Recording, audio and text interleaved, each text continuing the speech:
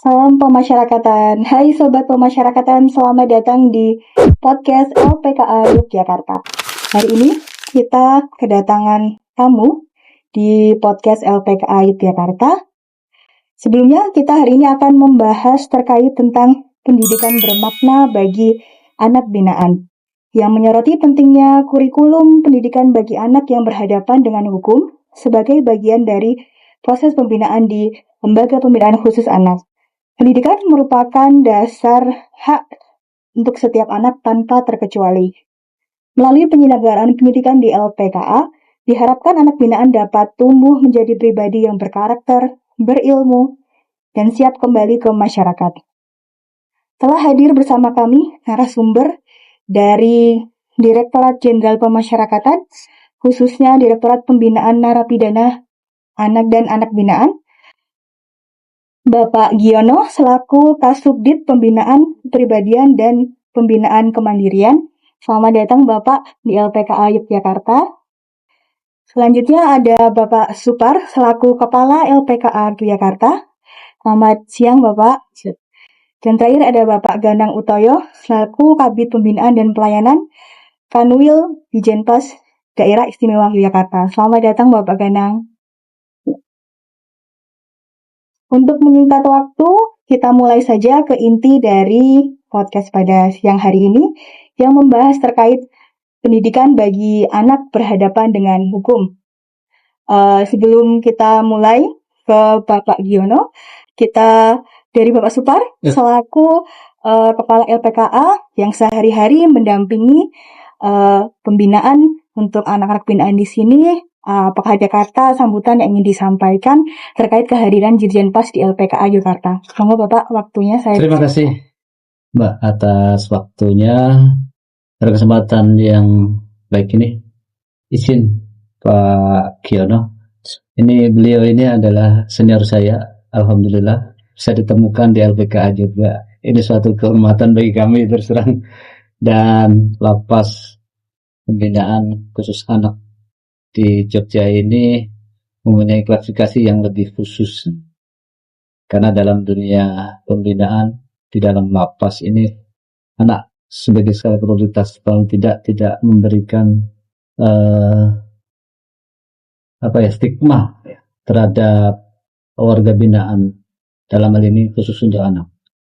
Dalam berjalan waktu sudah menjadikan lapas pembinaan khusus anak ini menoreh beberapa banyak sekali kegiatan yang positif, yang membangun sinergi dengan kolaborasi dengan stakeholder terkait.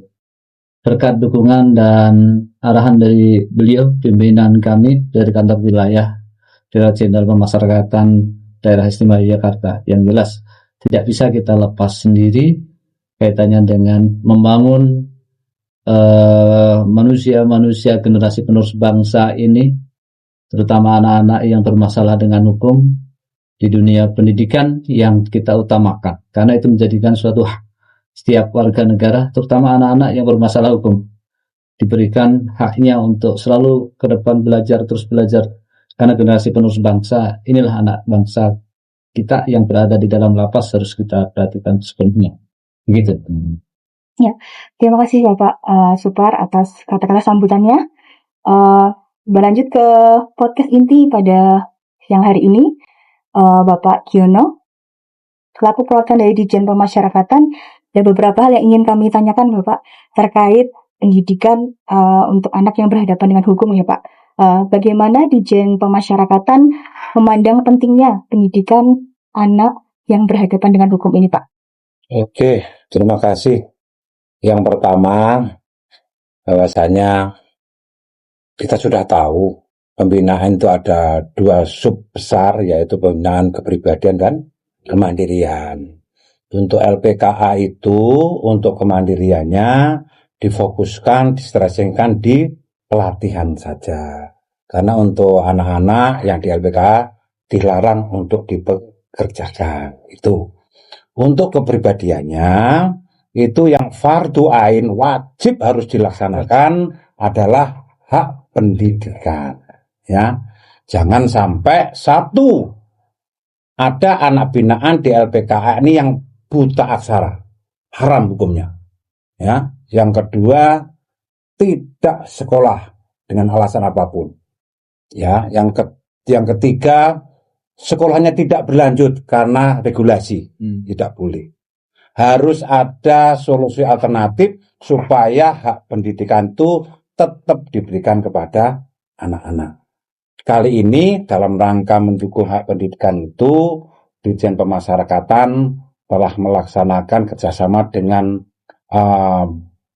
Badan Standar Kurikulum dan Pembelajaran dari Kementerian Pendidikan Dasar dan Menengah dalam rangka menciptakan kurikulum pendidikan yang berkualitas. Ya, kurikulum ini nanti proyeksinya seluruh Indonesia LPKA garis-garis besarnya sama, cuma nanti dibedakan di muatan lokalnya. Di sana ada namanya kurikulum yang diintegrasikan dengan muatan lokal, ya. Tapi pada dasarnya inti dari garis besarnya sama, karena selama ini untuk kurikulum itu LPKA masih samar-samar, punya apa istilahnya desain masing-masing. Nah, saat ini sudah disatukan dengan kita menggandeng pakar-pakar pendidikan dari Badan Standar Kurikulum dan Pembelajaran. Dan alhamdulillah kurikulum ini sudah piloting proyek tahun kemarin ada 7 seluruh Indonesia. Dan tahun 2025 ini ada 18 untuk ekspansi implementasi kurikulum yang berkualitas ini. Dan alhamdulillah hari ini salah satu dari 18 itu adalah LPKA kelas 2 Yogyakarta. Dengan datangnya ini, mudah-mudahan semangat untuk memberikan hak pendidikan kepada anak binaan, tidak melihat, mohon maaf, jumlah anak binaannya berapa, tapi hak tetap harus diberikan. Dan mohon maaf, perlu kami sampaikan juga, untuk pembinaan pendidikan di LP anak itu ada beberapa prinsip yang harus dimasukkan di program pembinaan itu. Satu, pendidikan pembinaan yang terbaik untuk anak. Ya, artinya tidak boleh ada program pendidikan yang membuat anak itu karakternya jadi malah tidak bagus. Ya, yang kedua, tidak boleh ada diskriminasi. Ya, pendidikan berlaku universal, ya, kepada siapapun, baik yang normal maupun yang mohon maaf yang disabilitas tetap harus dilayani. Ya, yang ketiga harus memperhatikan perkembangan pertumbuhan anak. Ya, tidak boleh dipaksakan itu. Yang keempat adalah anak harus diajak bicara, ya, supaya anak merasa diuangkan, usai diperhatikan. Jadi tidak masanya lagi anak diciptakan menurut mindsetnya orang tua atau pendidik, tapi anak harus ikut bicara. Saya pengennya seperti ini. Nah, makanya saat ini kan lagi setiap ada anak binaan yang baru, baik itu tahanan maupun pindahan dari LP yang lain dewasa ke anak-anak, itu namanya di asesmen pendidikan dulu untuk mengetahui profiling terkait dengan pendidikan anak tersebut. Kira-kira begitu. Ya. Kira-kira begitu. Terima kasih Bapak. Sangat mencerahkan sekali gitu ya Pak, yang sudah disampaikan Bapak. Tapi dalam pelaksanaannya Pak, selama ini bagaimana di Jenpas memandang apa tantangan terbesar Pak dalam penyelenggaraan pendidikan di lembaga pemasyarakatan Pak, khususnya untuk anak binaan ini? Terima kasih. Tantangan, mohon maaf, kita menyadari ada beberapa LPKA yang konstruksi bangunannya tidak mencerminkan untuk dimensi anak-anak. Setelah saya keliling-keliling beberapa LPKA itu, ironis sekali. Ini LPKA, tapi mohon maaf ini untuk pemenuhan pendidikan classroom-nya saja tidak ada, ruang kelasnya saja tidak ada. Ya, makanya ke depan, mohon maaf, mudah-mudahan ini menjadi perhatian untuk semuanya, baik kementerian, baik dirjen pemasyarakatan, baik mitra Pemda dan sebagainya. Karena ada beberapa LPKA, mohon maaf, yang bisa bermitra dengan Pemda, mohon maaf, Pemda yang membangunkan, asas manfaatnya diberikan kepada LPKA. Itu ya, itu tantangan yang pertama. Tantangan yang kedua tentang tenaga pengajar. Tenaga pengajar ini tentunya nanti kaitannya Pak LPKA harus inovatif sekali menggunakan kekuatan personil SDM internal LPKA, atau bergabung dengan dinas pendidikan, atau bergabung dengan sekolah swasta, atau bergabung dengan kesetaraan. Itu memang diwajibkan. Ya, sekarang sudah tidak boleh lagi hak pendidikan anak tidak berjalan gara-gara tidak ada guru. Itu tidak boleh. Berarti mohon maaf indikatornya KLPKA tidak bisa bermitra dalam hal pemenuhan pendidikan. Itu ya. Yang ketiga memang mohon maaf sarana prasarana yang kadang-kadang masih minimalis. Bukan tidak ada, tapi minimalis yang seharusnya tidak layak untuk dipakai pendidikan karena keterpaksaan diinovasikan untuk menjadi layanan untuk struktur sarana pendidikan. Itu menjadi hambatan yang besar menurut saya. Ya, tapi ya mudah-mudahan dengan dimulai dari kurikulum ini nanti kan kelihatan bentuk pendidikan di LPKA itu bagaimana sih? Bahan kami setelah kami datang ke LPKA itu sebagai bahan kami nanti untuk mengatur kepada pimpinan-pimpinan yang membuat kebijakan. Gitu, Pak. Ya, terima kasih, Pak. Tadi Bapak sudah sempat sedikit berkeliling ya, Pak, di lingkungan LPKA, juga melihat beberapa penampilan dari anak binaan, Bapak. Pertanyaan saya, apakah ada hal baik atau inovasi dari LPKA yang menurut Bapak dapat menjadi contoh mungkin bagi unit kerja di tempat lain, Pak? Masing-masing LPKA tentunya sudah punya gaya dan style masing-masing. Ya, apapun yang kira-kira suatu saat menjadi adopsi dari LPKA yang lain, monggo diamati, tiru, dimodifikasi, di ATM namanya ya. Dan saya yakin bisa. Contoh ada beberapa di LPKA itu yang punya ruang Gria Talenta. Disitulah mereka, anak-anak ini mengembangkan minat bakat dan talentanya. Disitulah mereka akan berlatih apapun di situ. Ya, terus mohon maaf ada galeri lukis. Disitulah setiap saat anak bisa dikasih kesempatan untuk mengekspresikan ilustrasi dalam pikirannya.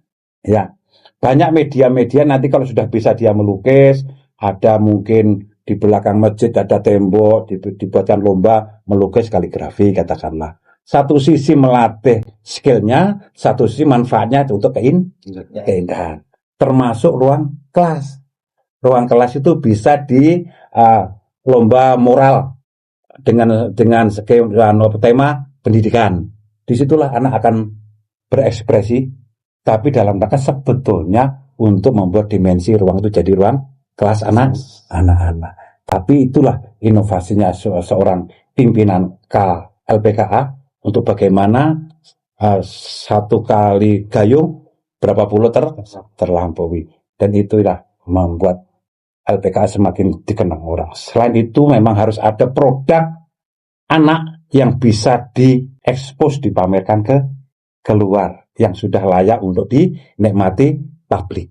Itu yang sangat menjadi iklannya LPKA. Kita berbuat baik kayak apa kalau sisi kehumasan eksplornya kita tidak jalan, ya taunya ya keluarga kita sendiri, kan begitu toh.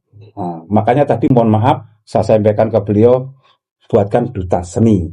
Yang seni itu siap tampil di mana-mana. Saya yakin kantor wilayah pasti mendukung kalau memang itu seni layak untuk ditampilkan untuk publik.